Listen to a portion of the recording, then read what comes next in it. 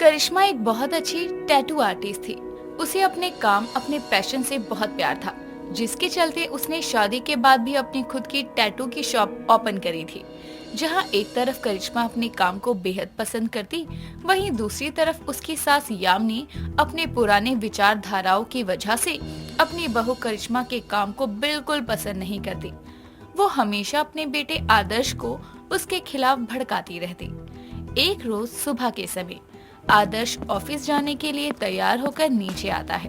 तभी यामिनी उसे रोकते हुए कहती है, बेटा, मुझे तुझसे कुछ बात करनी है, अगर तेरे पास समय हो तो। हाँ माँ, बोलो ना, क्या बात है।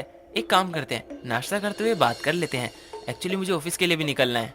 रहने दे तू, तेरे पास कभी भी समय नहीं होता मेरे लिए। यहाँ वैसे भी लोग सब अपनी मर्जी करने में लगे ही रहते हैं। मेरी पसंद नापसंद से किसी को क्या ही मतलब है। ओहो, आप तो गुस्सा हो गई माँ। आइए आप यहाँ बैठिए, और जब तक आपकी बात खत्म नहीं होती है मैं यहाँ से हिलूंगा भी नहीं, ये वादा करता हूँ। ये हुई ना बात। वैसे बात कोई ज्यादा इम्पोर्टेंट नहीं है, बात पुरानी ही है जिसे तू हमेशा टाल देता है। कहीं आप करिश्मा के टैटू आर्टिस्ट वाले काम को लेकर तो कुछ नहीं बोलना चाहती हैं? हाँ, वही बात है। तब तो मुझे आपकी कोई बात नहीं सुननी है। मुझे ऑफिस के लिए लेट हो रहा है, मैं चलता हूँ माँ।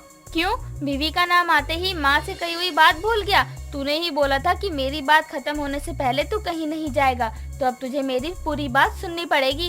यही गलती कर दी मैंने हाँ करके। मुझे पहले ही अंदाजा लगा लेना चाहिए था आपके पास करिश्मा के काम को लेकर शिकायत लगाने को छोड़कर और कोई काम ही नहीं होगा। ठीक है, बोलिए अब। साफ सीधी बात है, मुझे बहू का ये टैटू आर्टिस्ट भासिट का काम मुझे समझ नहीं आता है, मुझे पसंद नहीं है। इसलिए बहू को अपनी शॉप बंद करने के लिए बोल दे। मेरी बात तो सुनती नहीं है, शायद तेरी ही सुन लेगी। माँ, आपको परेशानी क्या है करिश्मा के काम से? अच्छा खासा काम चल रहा है उसका शौक है। साथ ही सच में वो बहुत अच्छी टैटू आर्टिस्ट है। उसके हाथों में बहुत अच्छा गुण है। सब ठीक है तो मैं क्यों मना करूँ उसे? क्योंकि मुझे पसंद नहीं है। सभी आस पड़ोस वाले मुझे टैटू वाली बहू की सास बोलकर चिढ़ाते हैं। यामिनी अपने बेटे आदर्श से अपनी बहू के काम के चलते बहस कर रही थी। तभी उसकी बहू करिश्मा अपने पति आदर्श के लिए नाश्ता लेकर आती है और उसे देते हुए कहती है, क्या हुआ? आप लोग कुछ इम्पोर्टेंट बातें कर रहे थे, मैंने डिस्टर्ब कर दिया क्या? नहीं, ऐसा कुछ नहीं है। ये नाश्ता वापस ले जाओ, मन नहीं है नाश्ते का। पेट भर गया मेरा, मैं चलता हूँ ऑफिस के लिए। नाश्ता करके जाओ, खाली पेट घर से नहीं जाना। नहीं माँ, खाली पेट खाएं। भर तो दिया आपने मेरा पेट अपनी बातों से। चलता हूँ। आदर्श इतना कहकर अपना बैग उठाकर ऑफिस के लिए निकल जाता है। जिसके बाद यामिनी करिश्मा को उसके काम के चलते बहुत सुनाती है और गुस्से में वहाँ से चली जाती है। अपनी सास और पति के बीच रोज रोज अपनी वजह से बहस होते देखकर उसे बहुत दुख होता है। ऐसे ही समय गुजरता है। समय के साथ यामिनी अपनी बहू को उसके काम के चलते ताना मारने का कोई मौका नहीं छोड़ती थी। ऐसे ही एक रोज यामिनी अपनी बहू की शॉप के आगे से गुजर रही थी।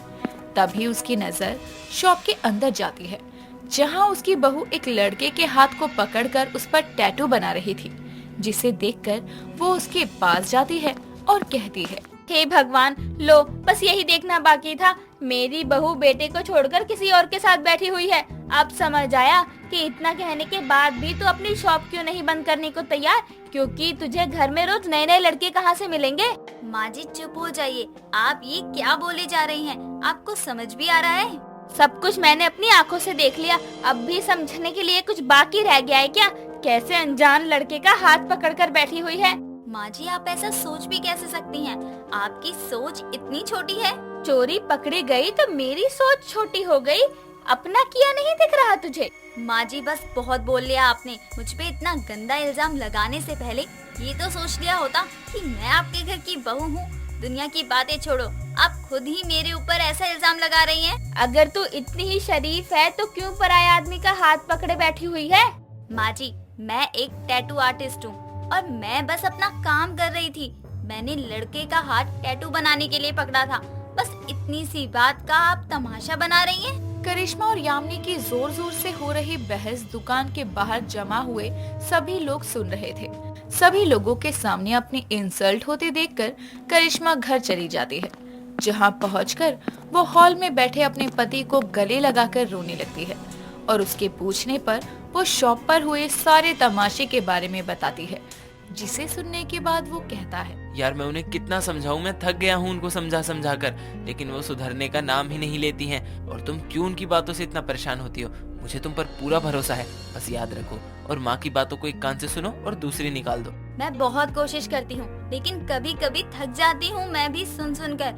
आखिर मैंने क्या गलत किया है? मैं तो सभी टैटू आर्टिस्टों की तरह पूरी बॉडी पर टैटू बनवा कर भी नहीं घूमती हूँ, क्योंकि मुझे पता है माँ जी को उससे भी परेशानी होगी।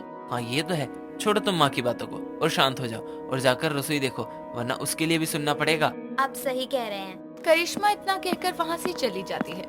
ऐसे ही समय बीतता है। तभी एक रोज करिश्मा तैयार होकर अपनी शॉप पर जाने के लिए निकल रही थी, लेकिन यामिनी उसे रोकते हुए कहती है, तुझे शॉप पर जाने की कोई जरूरत नहीं है। हमारी पड़ोसन मीरा की बेटी नेहा की मेहंदी है, आज हमें वहीं चलना है थोड़ी देर में। जी माँ जी। करिश्मा इतना कहकर वहाँ से चली जाती है। थोड़ी देर बाद यामिनी और करिश्मा अपनी पड़ोसन मीरा के यहाँ मेहंदी के फंक्शन में जाते हैं।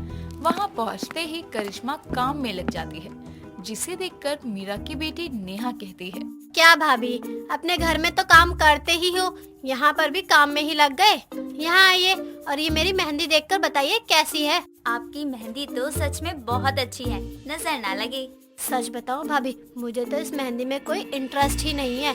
मैं तो अपने पति के नाम का टैटू बनवाना चाहती हूँ, लेकिन कहाँ से बनवाऊँ? माँ कहीं ज्यादा दूर जाने ही नहीं देंगी। बस इतनी सी बात।